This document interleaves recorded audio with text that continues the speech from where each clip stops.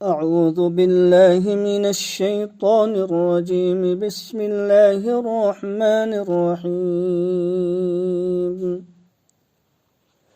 ثم كان من الذين آمنوا وتواصوا بالصبر وتواصوا بالمرحمة أولئك أصحاب المیمنہ۔ پھر ہوئے وہ ان لوگوں میں جو ایمان لائے اور انہوں نے ایک دوسرے کو صبر کی تاکید کی اور وہ لوگوں پر مہربانی کرنے کی نصیحت کرتے رہے، یہی لوگ بڑے نصیب والے ہیں۔ ان آیتوں میں کامیاب گروہ کے لیے ایمان افزا باتیں کہی گئی ہیں۔ فرمایا کہ کامیاب اور خوش نصیب گروہ صرف اس بات پر مطمئن نہیں رہتا کہ وہ خود نیکی کا کام کرے، بلکہ وہ پورے سماج کو اسی رنگ میں رنگنا چاہتا ہے۔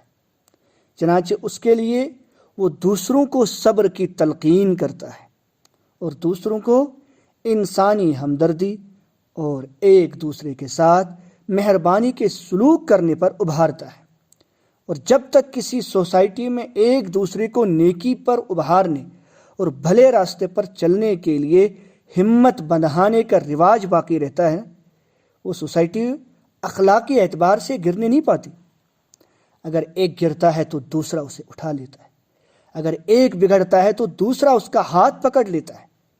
جب تک سماج کے اندر ایک دوسرے کو بھلائی پر قائم رکھنے اور نیکی پر ابھارنے کا جذبہ موجود نہ ہو، مکمل اصلاح بالکل ناممکن ہے۔ اس لیے فرمایا گیا ہے کہ یہ لوگ دوسروں کو صبر کی تاکید کرتے ہیں۔